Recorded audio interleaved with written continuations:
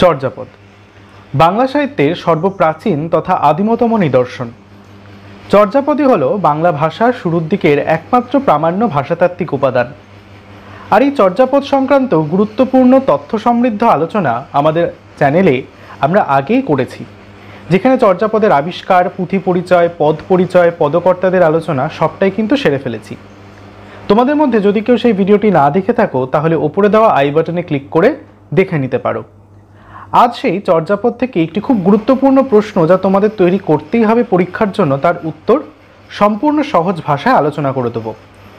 আজ আমরা তাহলে আলোচনা করব চর্যাপদের সমাজচিত্র নিয়ে, অর্থাৎ চর্যাপদে থাকা তৎকালীন সমাজ জীবনের স্বরূপ নিয়ে, যা বর্ধমান বিশ্ববিদ্যালয় তথা বিভিন্ন বিশ্ববিদ্যালয়ের বিগত বছরের প্রশ্নপত্রে বহুবার দেখা গেছে এসেছে।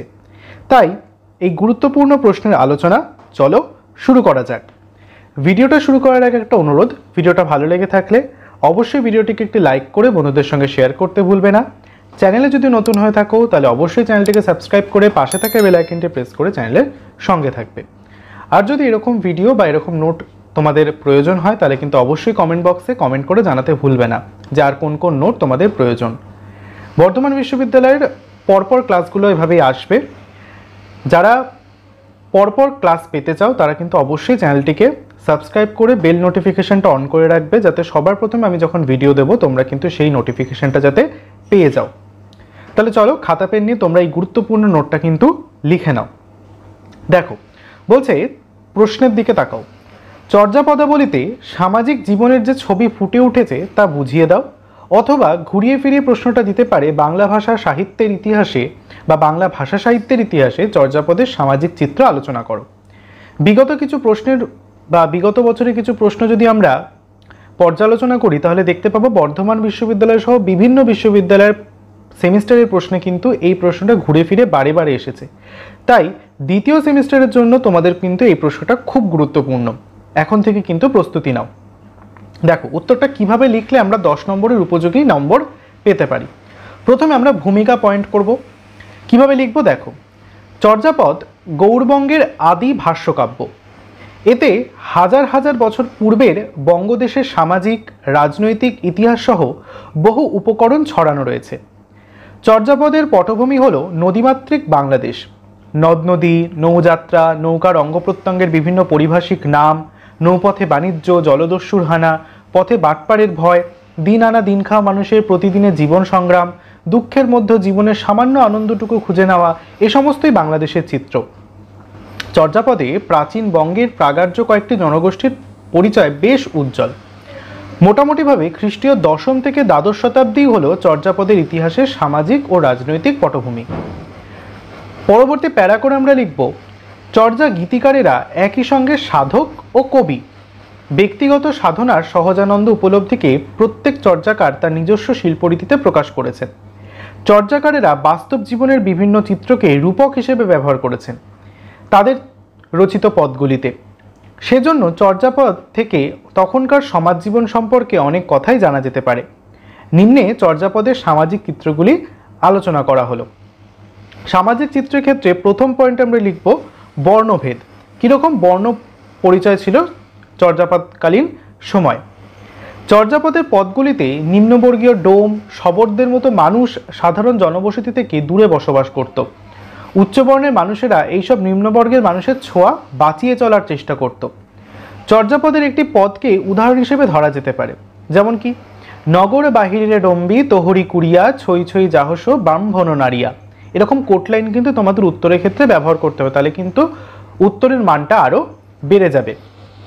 পরবর্তী পয়েন্ট আমরা করব নিরানন্দময় জীবনের চিত্র।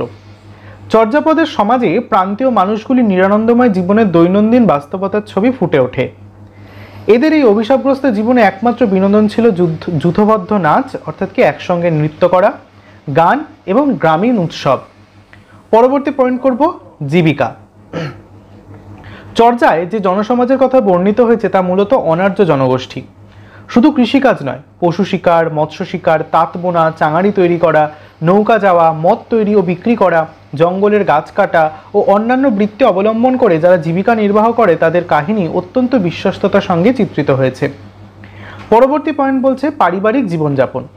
চর্যার যুগে পারিবারিক জীবন ছিল একান্নবর্তী। শ্বশুর, শাশুড়ি, ননদ, ভাসুর, এটা ভাসুর হবে, যা, পুত্রবধূ সকলকে নিয়ে এক বিরাট সংসার। এই পারিবারিক সম্পর্ক ছিল সুদৃঢ়। সেখানে স্বেচ্ছাচারের কোনো অবকাশ ছিল না।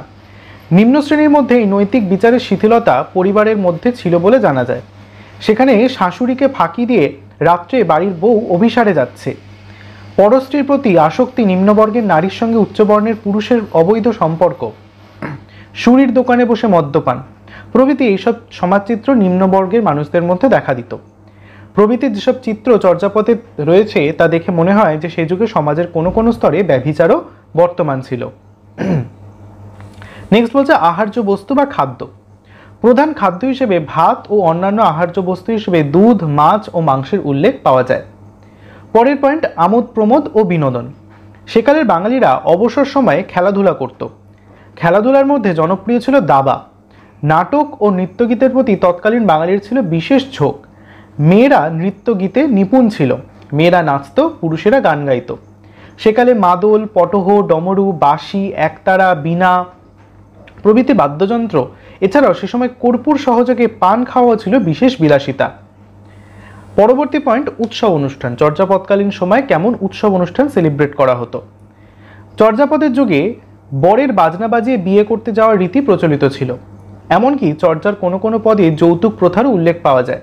সামাজিক উৎসব অনুষ্ঠানের অঙ্গ হিসেবে নাচ, গান এবং অভিনয়ের উল্লেখও পাওয়া যায়। নেক্সট বলছে বিবিধ উপকরণ।